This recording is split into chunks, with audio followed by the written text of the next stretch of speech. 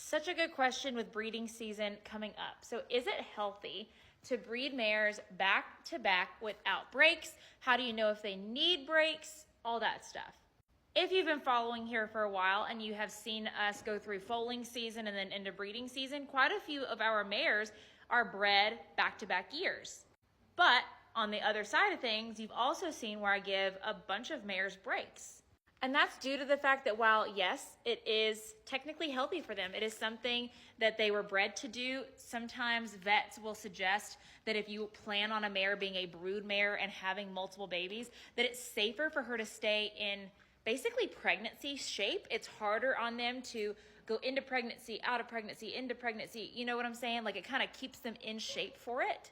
But you also have to listen to your mare and what she's telling you. So obviously she can't talk. So you have to be pretty aware of her normalcy and look at the signs. So for me, if a mare is super dragged down from her baby from the prior year, sometimes I'll give her a break, especially if she's older.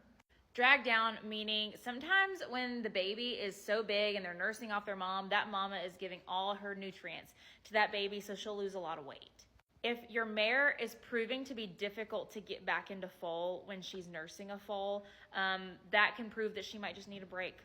Breeders will tell you some mares, doesn't matter. They hold their weight, they get pregnant back to back, doesn't seem to faze them, they are happy with their babies, and some just can't hold up like that. And so you have to know your mares. For me, if a mare carries 2 or 3 years in a row, I'm usually gonna give her time off. It is technically safe for them to keep doing it, but I also value my mares over being just vessels to carry babies. You know what I'm saying?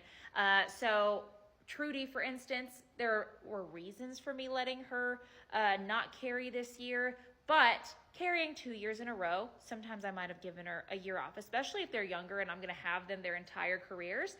I'm not in a rush, you know? Basically, I watch the mares. I watch their weight. I watch the way they interact with their foals, if they're happy towards them, if they're constantly crabby towards them. I look at the feet, at their feet, at the health of their feet, at the health of their body, at the health of their mind. And if they are happy-go-lucky, keeping their weight on, getting pregnant easy, there's no reason for them to really need a break year because they spend months and months out of the year without a baby on their side and not really feeling pregnant. So they really do kind of get a break every year.